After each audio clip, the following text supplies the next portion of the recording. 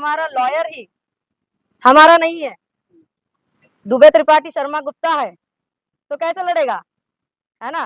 तो माइनॉरिटी का इंटरेस्ट ही नहीं है, तो उससे भी कमजोर कड़ी कहीं ना कहीं दिखाई दी थी। इसीलिए बनते ज्ञान ज्योति जी के नेतृत्व में, मार्गदर्शन में ये याचिका लगाई गई है, उसमें इंटरवीन किया है। और हम लोग इस सुप्रीम कोर्ट के लड़ाई के अलावा भी जो रास्तों की लड़ाई है उसके लिए यहाँ पे दाखिल हुए हैं, ताकि हम लोग जो है मीटिंग करते हुए ये रास्तों पे भी ये जो लड़ाई शुरू होने वाली है, जो मतलब धरातल पे ये लड़ाई शुरू होनी चाहिए। अब तक जो चल रहे थे जो लोग, अगर हम लोग बुद्धिस्ट ही नहीं है तो पहली बात तो हमको लड़ने का अधिकार ही नहीं रहेगा, क्योंकि बौद्ध विहार या बौद्ध स्तूप जो सम्राट अशोक के राइन के है वो हमें वापस अगर लेने हैं, क्योंकि ये केवल एक महाबोधि विहार का मामला नहीं है, जो भी हमारे पिता की विरासत है सम्राट अशोक।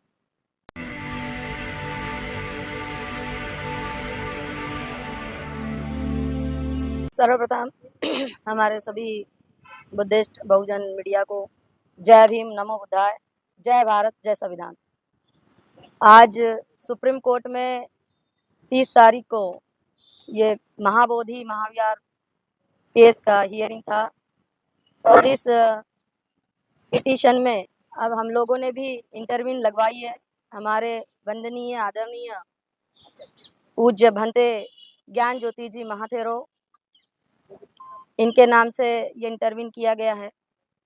और ये लड़ाई अब सुप्रीम कोर्ट में भी जो है लड़ी जानी चाहिए, बड़े मजबूत तरीके से लड़ी जानी चाहिए, क्योंकि सब लोग बोल रहे हैं कि 76 साल हो गए हैं फिर भी हमें सुना नहीं जा रहा है। तो कहीं ना कहीं ऐसा तो नहीं कि हमारे ड्राफ्ट में ही कमी है, क्योंकि जितना मजबूत हमारा ड्राफ्ट होगा, क्योंकि ये तो टेक्निकल चीज़ होती है।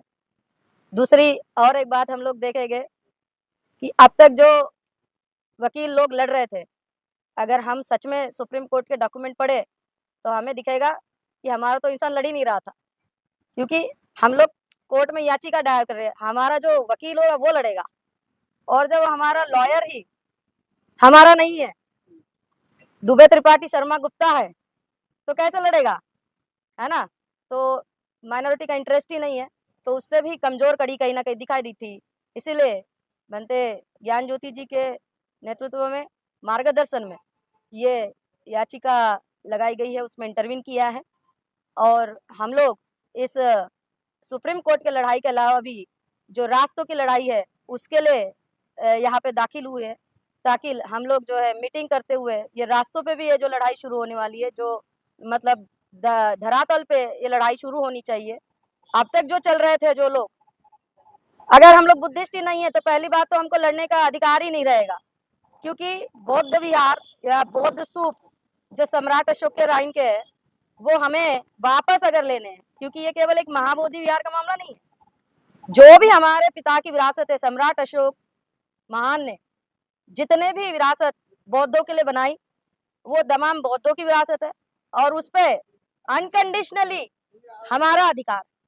सम्राट अशोक के जमाने में 84,000 स्तूप उन्होंने बनवाए, अभी अकेले बौद्ध विहार के लिए लड़ाई लड़ रहे हैं, बाकी जो 84,000 स्तूप है वो कैसे मुक्त कराएंगे। पहले यही तो बहुत बड़ी बात है कि हम लोग अभी एक ही में सफल नहीं हुए, उसी के लिए हमारे 135 पाल अनागरिक धम्मपाल जी से ये लड़ाई शुरू होते हुए आ गई, है ना। 84,000 में से 84 विहार स्तूप के नाम भी हम लोग पूरे बता नहीं सकते, कुछ ही जो है हम लोग बताते हैं, सांची का, सारनाथ का, है ना। तो कहने का 84 भी अभी हमें नहीं मालूम है। हमारे लोग जो पहले से रहे हुए, कहीं ना कहीं हमने अपने विरासत की तरफ अनदेखा किया, जो हमारे पहले के राजनेता रहे उन्होंने भी ये कमी दिखी है। अदरवाइज आज देखते होगे आप कि हमारे जो राजनेता है उन्होंने अभी अभी इंटरवीन करवाया है 2025 में। तो हम पूछते हैं 80 साल में आपको आज इंटरवीन करने की जरूरत क्यों पड़ा? आप 80 साल के नेता है, तो जब ये महाबोधि की लड़ाई पहले हो रही थी तो आपने तब क्यों नहीं इंटरवीन कराया? जब भुवनदेव सुरई ससई जी 2010 में इंटरवीन कर सकते हैं, तो आप हमारे नेता थे, हमारी आवाजें थी, बुद्धिस्ट आप अपने आप को नेता कहते हैं, तो उन लोगों ने उस वक्त इंटरवीन क्यों नहीं कराया? क्या वो किसी इसमें मशगूल थे? जबकि वो लोग तो प्रोफेसर है।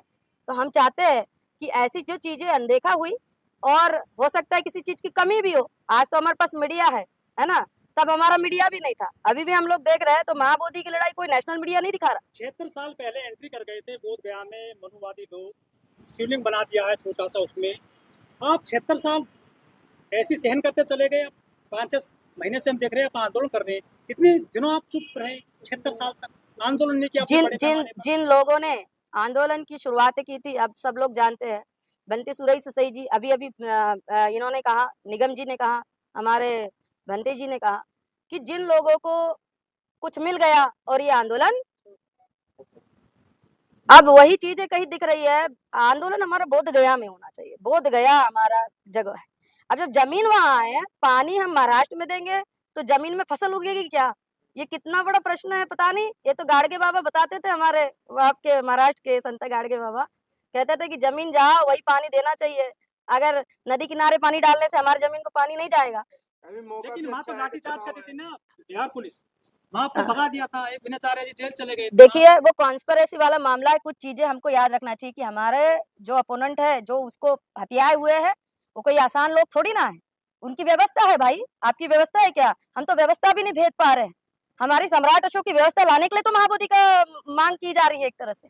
महाबोधि अगर आते हैं तो वो ज्ञान स्थली है, तो वहां से ज्ञान मुक्त होगा। अभी तक इसका मतलब ज्ञान हमारा कैद में है, हमारा ज्ञान कैद में है, इसलिए तो हमको ज्ञान नहीं है, हमारे लोगों को नहीं लेकिन मिल वो कह पाया। रहे हैं कि बुद्ध विष्णु के अवतार है नौवे, उन्होंने एक मान लिया है, वो भी पूजा कर रहे हैं। हिंदू भी, वो भी वहाँ पर जो है अपना दान करते हैं। और आप अभी-अभी जो बताया गया, इनकी जो पिटीशन है इसमें बताए गए हैं, पेज नंबर 11 अगर आप लोग देखेंगे, पेज नंबर 11 पे राजेंद्र प्रसाद जी का स्टेटमेंट है। मतलब एक अपने प्रेसिडेंट है, इंडिया के जो प्रेसिडेंट रहे पहले, उन्होंने स्टेटमेंट दिया था कि बौद्ध को बौद्ध विहार सौंप देना चाहिए, वो उनकी विरासत है।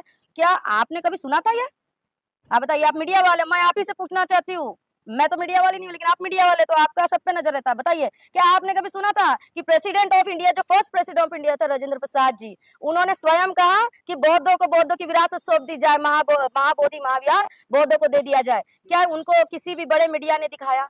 क्या किसी बड़े मीडिया में आपने देखा? नहीं तो हमारे तमाम भारत के लोगों को जानकारी हो सकती थी कि एक प्रेसिडेंट कह रहा है, तो आज का प्रेसिडेंट तो नहीं कह पा रहा है, राष्ट्रपति मुर्मू जी नहीं कर पा रही, क्या हमारे आंदोलन देखते नहीं होंगे? लेकिन नहीं कर पा रही। लेकिन उस वक्त का फर्स्ट प्रेसिडेंट राजेंद्र प्रसाद जी कह रहे हैं कि बौद्धों को बौद्ध विहार देना चाहिए। पिंडदान किए जाते हैं, हिंदू वहाँ पर पूजा करते हैं, कैसे उनसे आप छुटकारा दिलाओगे बोध गया आपको?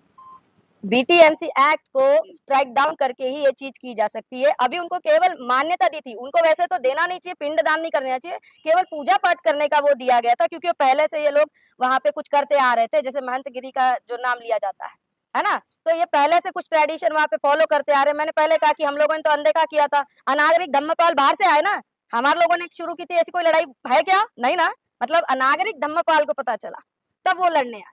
कनिंगम ने एक्सकैवेशन किया, तब पता चला। हमें नहीं मालूम था ना भारत के लोगों को, कहने का अर्थ।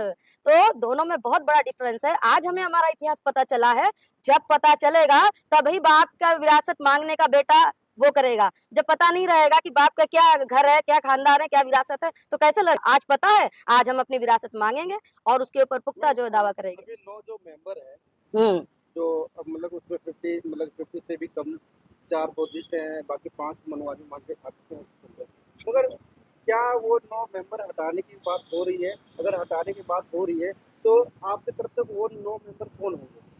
देखिए, इसीलिए एक ये बहुत अच्छा अभी यहाँ ना निगम जी भी चर्चा कर रहे थे इस चीज पे, और इसका एक सॉल्यूशन है। किसी भी चीज का सॉल्यूशन नहीं है, ऐसा नहीं है। क्या 9 हमारा भी बुद्धिस्ट ही हो सकते हैं? बिल्कुल वो बुद्धिस्ट होना चाहिए, 9 बुद्धिस्ट होना चाहिए। अरे जब बाप का घर हमारा है तो दूसरा बेटा कहाँ से क्या विरासत मांग लेगा? क्यों ही मांगेगा? अगर हम सम्राट अशोक की बेटी है तो हमें को ही तो मिलेगा, दूसरा थोड़ी ना देंगे। अगर ब्राह्मण अगर जीवर धारण करके आ जाता है तो आप मना कर सकते हैं? बिल्कुल मना कर सकते हैं। कैसे मना कर सकते पहले उसको बुद्धिस्ट होना पड़ेगा, तो उसको अपना हैं? सबसे वही मैं पहले कह रहा हूँ कि जीवर धारण करने का मतलब बुद्धिस्ट बन के आ नहीं नहीं, उसका जनेऊ भी निकलना पड़ेगा, उसका जनेऊ भी निकालना पड़ेगा, क्योंकि वो उससे अपने आप को सुप्रीम कहता है। धारक का कोई धर्म ही नहीं है। तो ठीक वही है। जैसे ब्राह्मण जाति है, नहीं, वो तो जाति तो छूट जीवन- तो फिर वो जाति तो इसमें संवैधानिक उसमें है ना कि मतलब हम्म। जो बुद्धिस्ट है हम्म। उसमें कोई जाति नहीं है। हम लोग कौन से बुद्धिस्ट हैं? हम आपको ये जानना चाहिए कि 1956 में जब बाबा साहब ने 14 अक्टूबर को दीक्षा ली, तो भंते जी ने 22 प्रतिज्ञा नहीं थी, किसी को नहीं मालूम था कि ऐसा कुछ करने वाले हैं। वो प्रतिज्ञाएं बाबा साहब ने लिखी थी स्वयं से, और जब भंते चंद्रमणि थेरो जी ने दीक्षा दी, उसके बाद तुरंत बाबा साहब ने एक लेटर अपने जेब से निकाला, वो थी 22 प्रतिज्ञा, और सबसे पहली प्रतिज्ञा बौद्ध धम्म स्वीकारने के बाद जो बाबा साहब ने दी, मैं ब्रह्मा विष्णु महेश को भगवान नहीं मानता, ऐसा कहने वाले बुद्धिस्ट है। तो आपकी तो लड़ाई, आप चीवरधारी भी कहेंगे। आप मेन लड़ाई जुडिशरी से जीतेंगे या फिर लेजिस्लेटिव जीतेंगे आप? लेजिस्लेटिव पे भी प्रेशर बनेगा, जितने लोग रास्तों पे उठेंगे। अभी हम लोग एक चर्चा कर रहे थे, उसमें बताया गया कि जितनी इमरजेंसी रही उस हिसाब से केस सुना जाता है। अरे भैया, इमरजेंसी के इस पे भी केस सुना जाता है कि इसका क्या वो है, इम्पैक्ट फैक्टर क्या है। अब आप बताइए, हमारे लोग कुछ दिनों के लिए रास्तों पे होते हैं, ऐसी कोई इमरजेंसी कंडीशन नहीं आती है, इसलिए सरकार के पास ऐसा कोई प्रेशर ही नहीं आता कि कुछ ऐसा दावा बता दे। लेकिन हम लोग आने वाले दिनों में इसीलिए अपने लोगों को ज्यादा से ज्यादा जमीनी लेवल तक, ये जो कंफ्यूजन क्रिएट किया है लोगों ने आज तक 76 सालों में, इस लड़ाई के प्रति कंफ्यूजन भी क्रिएट किया गया है, क्योंकि हमारा मीडिया नहीं था। आप जानते हैं, जब राजेंद्र प्रसाद का इतना बड़ा स्टेटमेंट नहीं दिखाया, तो बताइए आम जनता और बाकी लोग जो लड़े होंगे उनका क्या दिखाया होगा। जब एक प्रेसिडेंट का नहीं दिखाया, तो उस वक्त हमारे और भी हो सकता है कि कोई होगा जिसने ये आवाज उठाई होगी बिहार से भी, लेकिन उसको नहीं दिखाया गया होगा, ना उसका लिखा पढ़ी होगा, क्योंकि हो सकता है कोई सामान्य इंसान हो। ठीक है, अनागरिक धम्मपाल जी तो श्रीलंका से आए थे, इसलिए कम से कम उनका हवाला तो भी हो गया। लेकिन जो वहां का होगा ना, उसको तो जब मार के दफना दिया होगा, पता भी नहीं चला होगा, जब इतने बड़े प्रेसिडेंट ऑफ मीडिया का नहीं मान रहे। दूसरी बात, वो जो गोयंका जी है, उन्होंने भी 4 शंकराचार्य जो थे उस वक्त के, उनसे लिखवा लिया था, बोलते इतनी बड़ी बात भी तो मीडिया में नहीं दिखाई गई। टाइम्स कौन से इसमें छापा था उन्होंने, वो टाइम्स ऑफ इंडिया के अलावा एक जो है इंडियन एक्सप्रेस जो इंग्लिश में आते हैं, इस पेपरों में उन्होंने छापा। हमारा 80% जनता अगर हिंदी और मराठी के अखबार सुनते समझते हैं, तो इंग्लिश में ही क्यों छापा?